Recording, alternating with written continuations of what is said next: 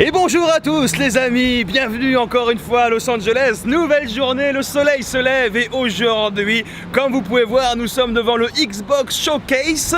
C'est-à-dire, on est après la conférence Xbox. Malheureusement, je n'ai pas pu y participer, mais néanmoins, il y a eu quelques petites annonces bien évidemment super importantes.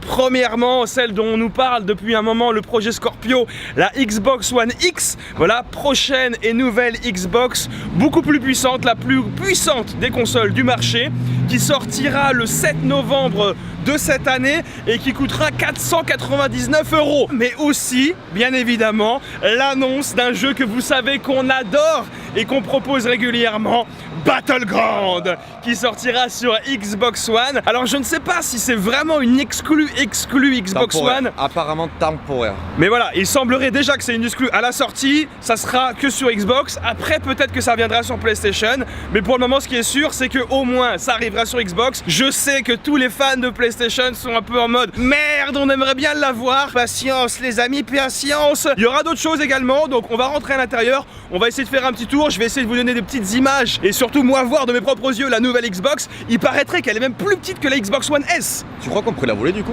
Non, je pense que la sécurité est quand même plutôt bueno. Ah bon, ok. Bon bref, allez on y va, Ah, on y va, allez.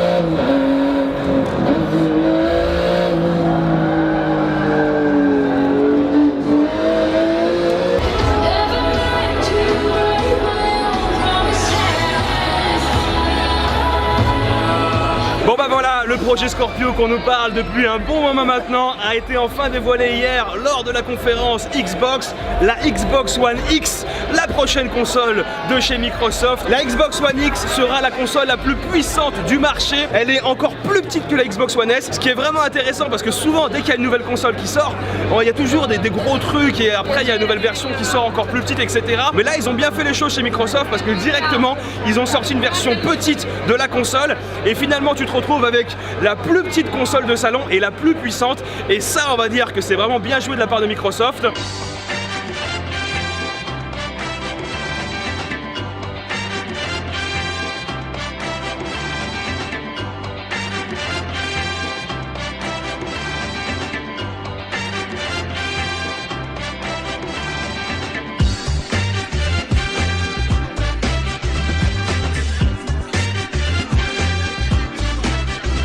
Ça fait vraiment plaisir de voir un Battle Royale qui sort sur console. Même si je continuerai à jouer sur Battleground sur PC, au moins tu te dis que ça augmente la communauté. Voilà, la communauté va devenir encore plus large. Et plus on est passionné sur un jeu, mieux c'est, on le sait. Même si on joue pas sur la même plateforme, au final on a la même passion. Et ça fait vraiment plaisir parce que je sais que c'est un jeu que je vous propose et que derrière vous voyez, vous dites putain, mais c'est sur PC et malheureusement je peux pas y jouer. Et finalement le fait que ça vienne sur console, même si tout le monde n'a pas les Xbox One, ça permettra à une partie de la communauté console de pouvoir accéder à un jeu Battle Royale, et ça c'est vraiment une grande première parce que le jeu que je vous propose depuis un moment, que vous dites putain il a l'air super bien mais malheureusement je peux pas y jouer, enfin vous allez pouvoir y jouer les amis, et ça c'est plutôt bueno. Bon voilà les amis, nous sommes sur Forza 7 et normalement à ce qu'ils m'ont dit on pourra jouer et surtout rec en 4K, et ça peut être intéressant. Et tu te rends compte que là, je sais pas ce que c'est cet appareil là, mais ça a marqué qu'on peut enregistrer en 4K 60 FPS. Tu te rends compte, 60 FPS en 4K, c'est un truc de malade. Si tu peux rec les jeux comme ça, c'est le futur, c'est vraiment le futur. C'est vrai qu'entre console et PC, il y a toujours une petite guéguerre, mais on le sait, les PC sont toujours plus puissants que les consoles. Mais là, pour la première fois sur le marché, on va avoir une console de salon qui sera aussi puissante qu'un PC. C'est-à-dire que tu pourras jouer en 4K et en 60 FPS. Tenez-vous bien que si avec un PC, vous voulez jouer en 4K 60 FPS, je peux vous garantir que rien que la carte graphique vous coûterait plus que 500 €.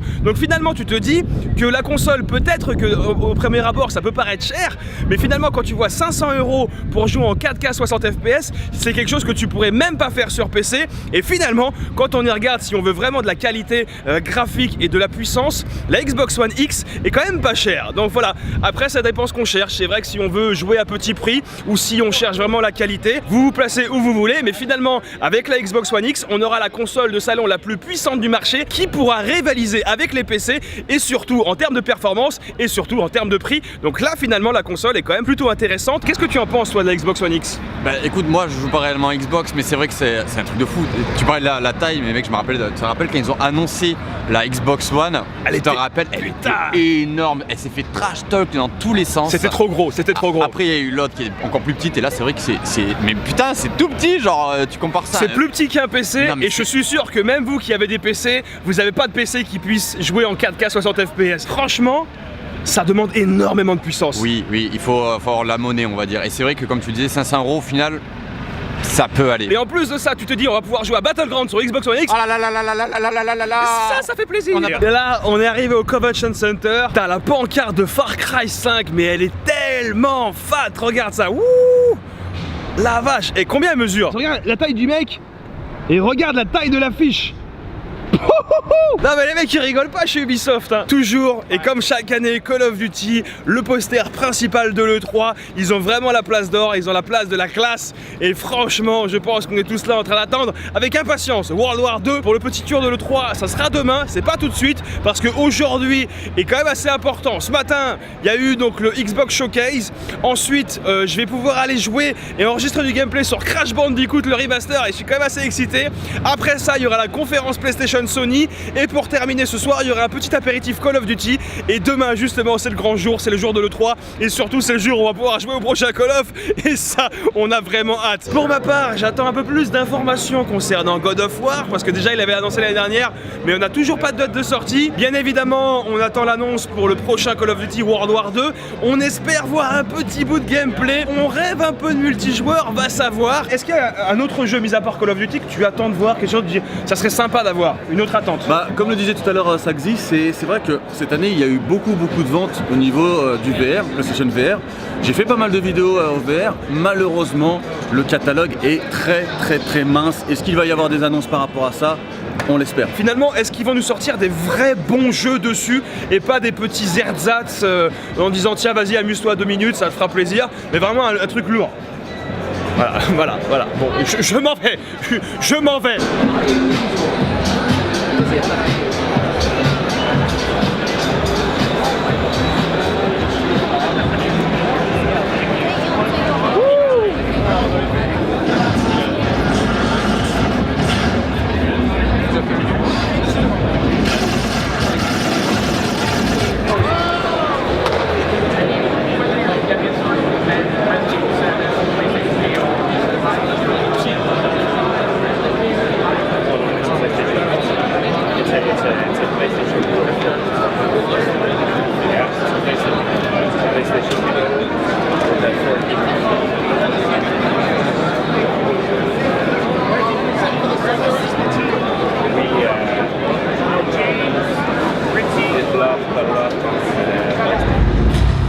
I've seen everything.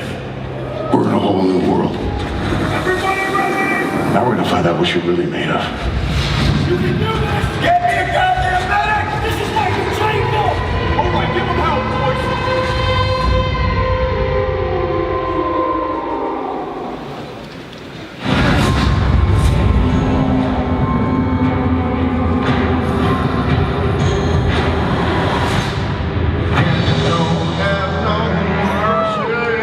In his land.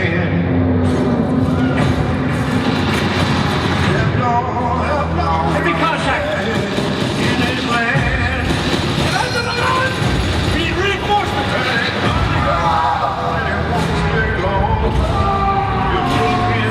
Light him up!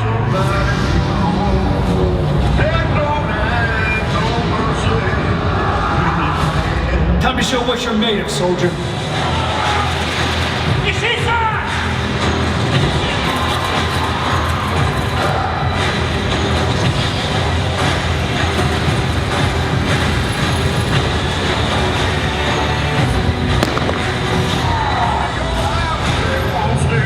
Get back in the fight!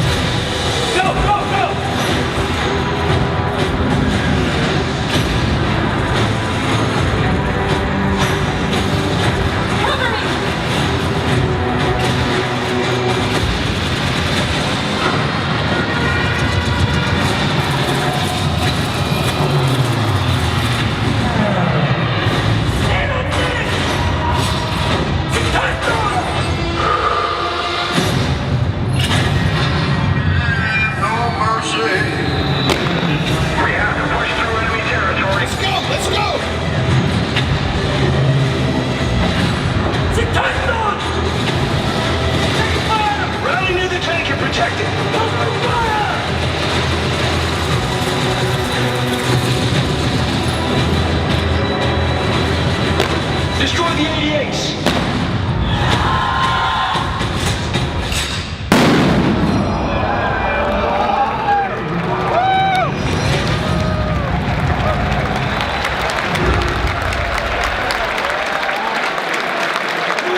Voilà les amis, on vient de sortir de la conférence PlayStation et bien évidemment ce qu'on attendait avec impatience est arrivé, le trailer du prochain Call of Duty World War 2.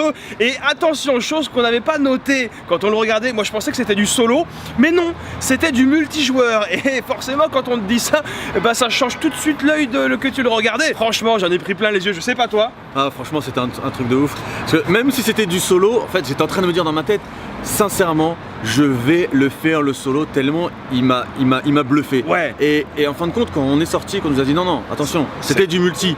Et du coup, il y a plein de choses que tu te dis, mais moi j'aurais mieux regardé. Bien évidemment, je pense qu'on a vraiment hâte de retourner à l'hôtel pour regarder le trailer encore et encore et encore, le décortiquer, l'analyser. Mais là, je voulais vraiment donner la réaction à chaud. Et quand ils ont montré, c'était tout court, ça durait pas longtemps. Mais quand ils ont montré le Springfield, là, le petit snipe, il y a eu une petite émotion. Avec le sniper qui retient sa respiration. Ah, et non, c'était kiffant. Alors également, on peut voir que justement là, c'était le multijoueur, donc on se dit, il y aura les véhicules, parce qu'on a vu les chars, on a vu les avions. Ou c'est peut-être des score streaks. C'est peut-être des core streaks ou des kill streaks, mais ils seront présents d'une façon ou d'une autre. Et c'est vrai que quand j'ai regardé, je pensais que c'était du solo, justement parce qu'il y avait les véhicules. Et on n'a jamais eu vraiment de véhicules, mis à part World at War, sur le multijoueur. Il y a une autre chose, c'est la théorie. Je ne sais pas ce que ça va être, mais c'est ma théorie. Je sais également que ça sera disponible multijoueur en beaucoup plus de joueurs qu'on a eu jusqu'à maintenant. Je crois que c'est plus de 40 joueurs en ligne sur World War 2. C'est vraiment une grosse première pour Call of Duty. Je pense sincèrement que les modes classiques, MME, domination, etc. en 6 contre 6,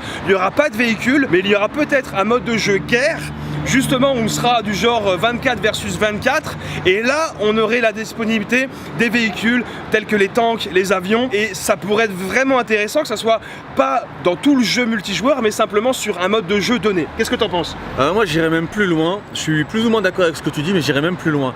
Si vraiment on a dans un accueil autant de joueurs, on peut espérer avoir enfin des serveurs dédiés. Ou moins dans ce mode de jeu. Du 48 joueurs sur une hôte, c'est pas possible. C'est ça. C'est pas possible. Il y aura des serveurs dédiés. Serveurs dédiés, forcément. Ouais, je pense que tout le monde veut des serveurs dédiés sur Call of Duty depuis des années, qu'on nous le dit. Ouais, il y en a peut-être, je ne sais pas, c'est des hybrides. Demain matin, on va avoir la manette et on va avoir le jeu entre les mains. On va pouvoir y jouer demain matin. On va pouvoir vraiment vivre l'émotion. Et je pense que t'es comme moi, t'as hâte. J'ai vraiment hâte de voir qu'est-ce que ça donne, hâte de toucher le sniper, est-ce qu'on pourra vraiment bien sniper, quickscope, etc. Hâte de voir les menus aussi. Les menus, les classes, parce qu'apparemment on a vu que sur les classes il y aurait des petites différences. Il y a pas mal de suppositions, on peut partir sur pas mal de théories. Demain on aura enfin les réponses, mais en tout cas ce petit trailer de World War 2 était vraiment génial. Ce qui m'a plu également dans la conférence, parce que forcément pour nous ce qui nous intéressait majoritairement c'était ça. C'est ça, ouais. Mais pour moi je suis content, il y avait une petite séquence God of War qui était franchement plutôt bueno. Et enfin on a une approximation sur la date de sortie, chose qu'on n'avait pas eu jusqu'à maintenant. Début 2018, on aura le droit à God of War et ça, c'est une bonne nouvelle. Comme l'année dernière, la conférence PlayStation était lourde en gameplay, très peu de blabla, beaucoup d'images, beaucoup de gameplay, et je pense que comme tous les gamers, c'est ça qu'on aime. On a vu des jeux qui, on va dire, graphiquement étaient vraiment époustouflants. Franchement, j'en ai pris plein les yeux, l'animation autour, c'était vraiment classe. Enfin, on va rentrer à l'hôtel, je pense qu'on est bien fatigué, on a hâte et on va essayer de bien se reposer parce que demain, c'est le jour le plus important de la semaine. On va jouer à Call of Duty. Ça, c'est bon. Je vous ramènerai du gameplay, des explications, tout ça en détail, vous inquiétez pas. En tout cas, je vous laisse à tous les amis. Si vous avez aimé la vidéo, n'hésitez pas à mettre un petit pouce bleu, un like, ça fait plaisir, et posez vos questions, réagissez par rapport à la vidéo, en dessous de la vidéo par commentaire, parce que l'espace commentaire sert à ça aussi. En tout cas, pour ma part, je vous laisse. Merci à toi. Merci à toi aussi. Et je vous dis à la fois prochaine. Salut tout le monde. Ciao, bye bye.